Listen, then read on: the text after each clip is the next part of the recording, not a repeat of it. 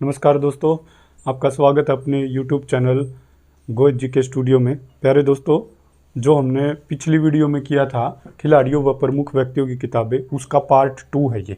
ठीक है, उस वीडियो में हम 25 से 30 20 या 25 जो हैं बुक्स के जो ऑथर थे उनके बारे में हम पढ़ चुके हैं। तो इसमें और देखेंगे कि ये पुस्तकें किसकी हैं या किसके द्वारा लिखी गई हैं। तो बहुत ही इम्पोर्टेंट टॉपिक है दोस्तों।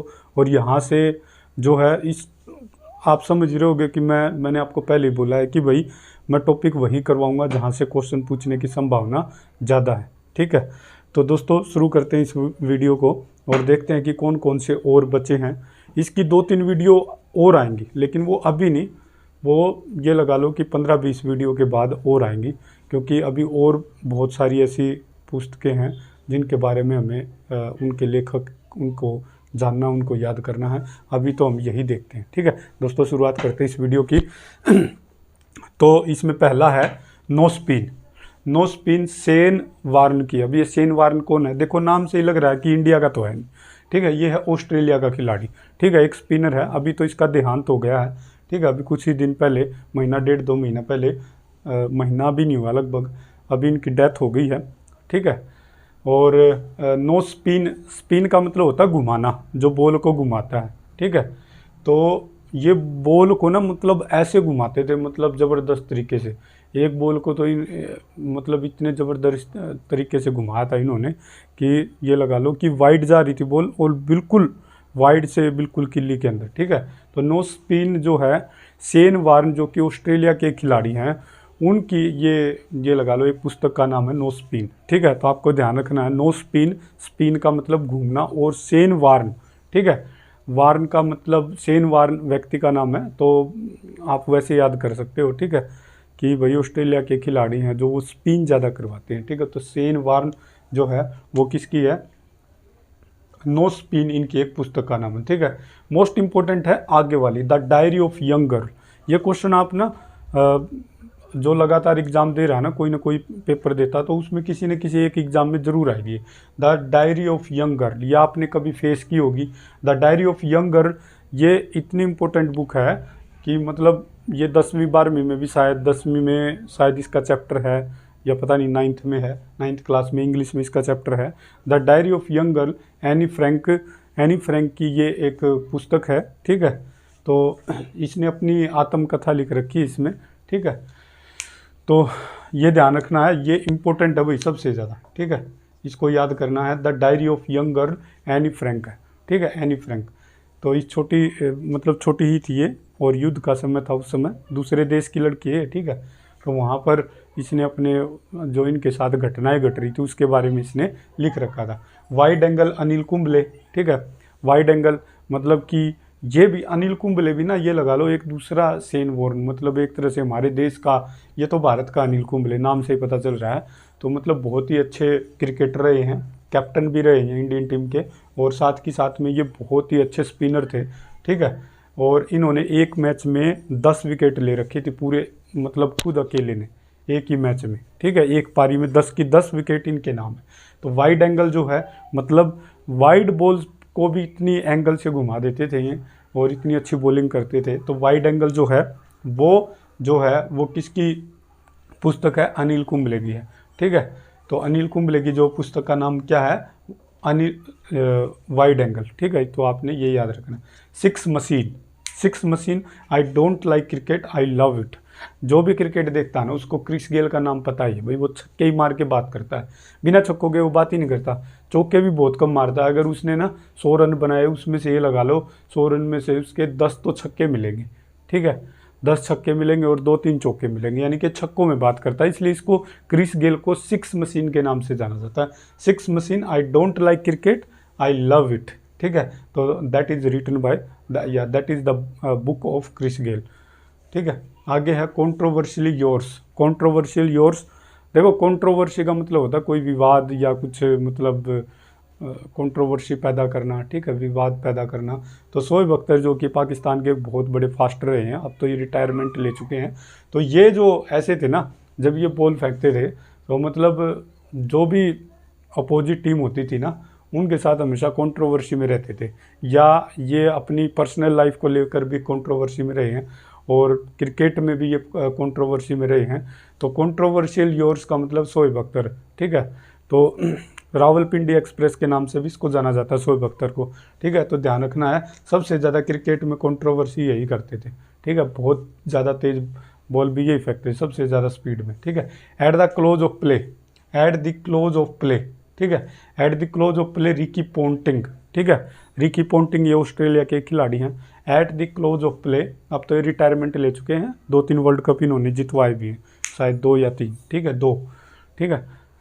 तो at the close of play Ricky Ponting की और महानतम क्रिकेटरों में इनकी गिनती होती है। तो at the close of play, ठीक है। तो ये वो जो पुस्तक है वो लिखी गई है रिकी पोंटिंग के द्वारा, ठीक है। ऑस्ट्रेलिया के ये क्या थे, एक बैटिंग और साथ में कैप्टन भी रहे हैं, ठीक है। गोल्डन गर्ल जो है पीटी उषा के नाम से, पीटी उषा जो है उसको गोल्डन गर्ल, इसकी जो पुस्तक है तो वो पीटी उषा के ऊपर लिखी गई है। तो गोल्डन गर्ल जो बुक है या बायोग्राफी है वो किसके ऊपर है, पीटी उषा के ऊपर है, ठीक है। तो आपको पता ही है ये रेस में कितनी क्या कुछ थी। तो playing to win, playing it to my way, वो तो सचिन तेंदुलकर की थी, ये है प्लेइंग टू विन। तो साइना नेहवाल, ठीक है, बैडमिंटन की बहुत बड़ी खिलाड़ी है, ठीक है, ये हमारे इंडिया की, ठीक है। Saina Nehwal playing to win, Saina Nehwal जो है तो उनकी पुस्तक का नाम है प्लेइंग टू विन। क्या है, प्लेइंग टू विन, मतलब कि खेलो सिर्फ जीतने के लिए, ठीक है। बैडमिंटन की खिलाड़ी है Saina Nehwal, playing to win. तो आपको ये याद रखनी है, ठीक है। ए शॉट ऑफ हिस्ट्री, मतलब पूरे इतिहास का एक शॉट, ठीक है। तो ये अभिनव बिंद्रा, ठीक है, तीरंदाजी में ए शॉट ऑफ हिस्ट्री।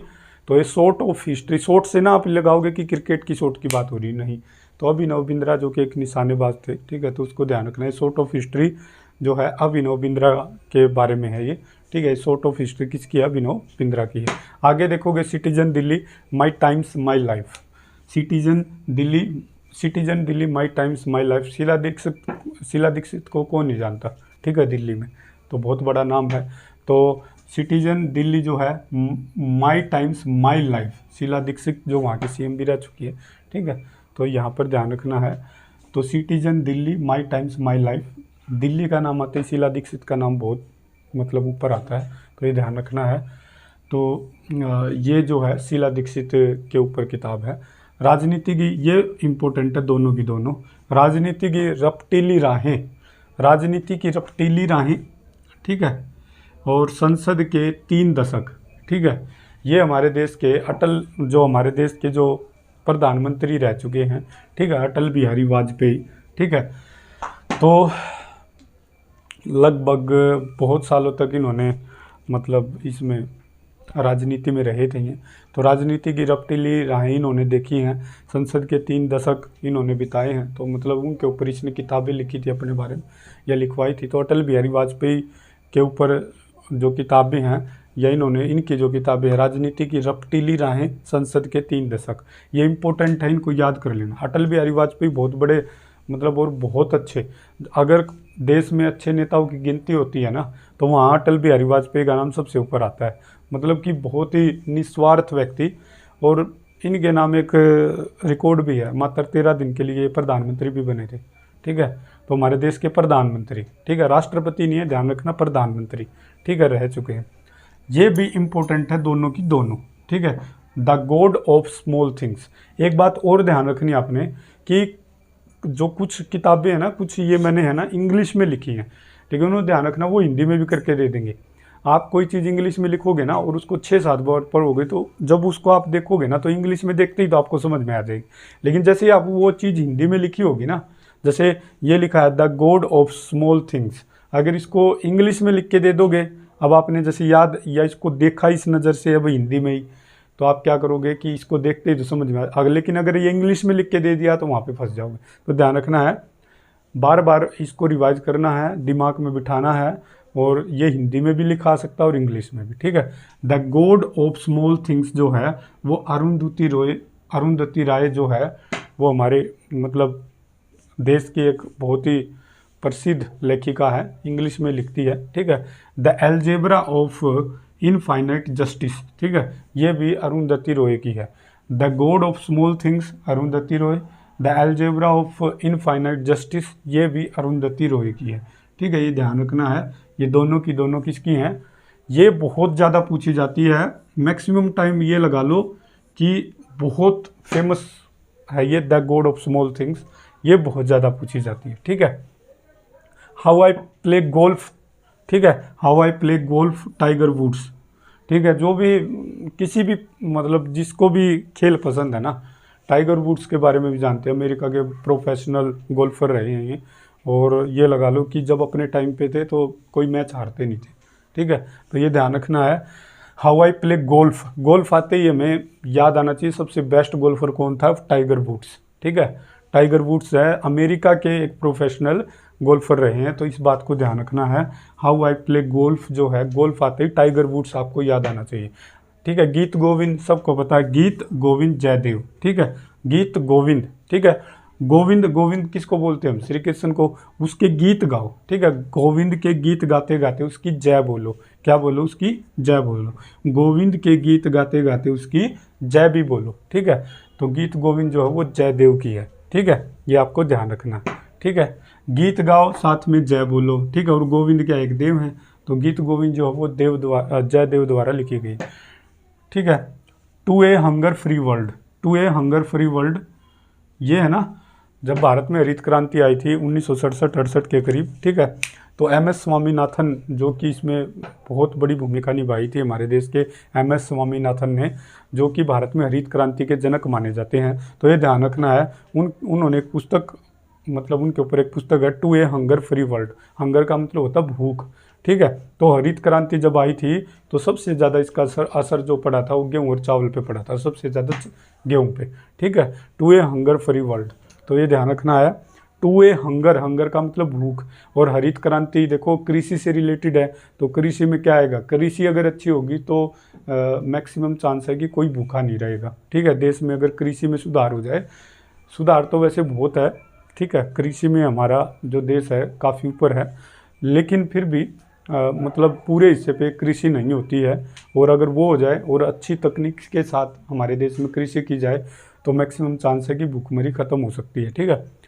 सिर्फ एक फैक्टर नहीं होता कि हमारे कृषि अच्छी होगी तो भूखमरी मतलब ख़त्म हो जाएगी, एक फैक्टर से कुछ नहीं होता, बहुत सारी चीज़ें सुधार करनी पड़ती है, ठीक है। To a hunger free world, तो एम.एस. स्वामीनाथन को ध्यान रखना है। भारत में हरित क्रांति का जनक किसे कहा जाता है, एम.एस. स्वामीनाथन को। और वैसे भी कृषि, इसको कैसे याद रखना है, हरित क्रांति यानी कि कृषि में जो अपना देश है वो सभी देशों का स्वामी है, तो स्वामी से याद है स्वामीनाथन, ठीक है। अगला है ए सुटेबल बॉय, ये भी बहुत ज़्यादा पूछी जाती है, सुटेबल बॉय, ठीक है। ए सुटेबल बॉय जो है विक्रम सेठ की है, ठीक है, विक्रम सेठ ही जैसे ध्यान रखना, Vikram Seth is a suitable boy, इसको वैसे याद कर लेना। ए सुटेबल बॉय किसकी है, विक्रम सेठ की है। गोल्डन गेट विक्रम सेठ की है।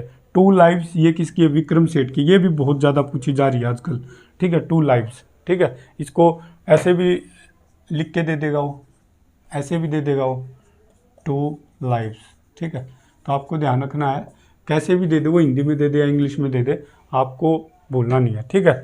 ये suitable boy, golden gate, two lives, ठीक है, विक्रम सेठ की है ये, ठीक है, ये ध्यान रखना है, ऐसे याद कर लेना। विक्रम एक सुटेबल बॉय था, सुटेबल का मतलब जो सूट हो जाए, ठीक है। विक्रम एक सुटेबल बॉय था जो गोल्डन गेट के सामने खड़ा था, गोल्डन गेट के सामने खड़ा था। विक्रम एक सुटेबल बॉय था जो गोल्डन गेट, अपने सेठ के गोल्डन गेट के सामने खड़ा था, ठीक है। टू लाइव्स, उसने टू लाइव्स का मतलब 2 जिंदगी बचाई थी, ठीक है। अब एक बार और देख लो, इसमें से इंपॉर्टेंट बता देता हूँ, ये है important, the diary of young girl Anne Frank द्वारा लिखी गई है, मैंने बताया मोस्ट इंपॉर्टेंट है, इसमें से आपको ये याद रखना है, ठीक है। और इसमें याद रख लेना आप गोल्डन गर्ल, इसको ज़रूर याद करना है, गोल्डन गर्ल पीटी उषा की है, ठीक है। और आप इसमें से क्या याद कर, सिक्स मशीन को याद कर लेना, six machine, I don't like cricket I love it, Chris Gayle के द्वारा लिखी गई है, ठीक है। Citizen Delhi, my times my life, इसको याद करना जरूरी है, ये मोस्ट इंपॉर्टेंट है, इन दोनों को याद करना जरूरी है। राजनीति की रपटी राहें, संसद के 3 दशक, ठीक है, यहाँ से क्वेश्चन पूछा जा सकता है, इसमें से मैक्सिमम चांस है पूछने के, ठीक है, ये पांचों ऊपर वाली, ठीक है। ये हाउ आई प्ले गोल्फ, ये इस साइड वाले तो सारे इंपॉर्टेंट है, ठीक है। याद तो सारे ही करने हैं, ऐसा नहीं है कि याद नहीं करने, याद सारे करने हैं, लेकिन आप इसको ना 2-3 बार देखोगे ना वीडियो को, ये सारे याद हो जाएंगे, ठीक है। 2-3 बार देखो, लिख के देखो, अपने आप ऑटोमेटिक याद हो जाएंगे, इतना जोर लगाने की जरूरत नहीं है। तो हम इस वीडियो को यहीं पे ख़त्म करते हैं, आगे नेक्स्ट वीडियो में आते हैं फिर।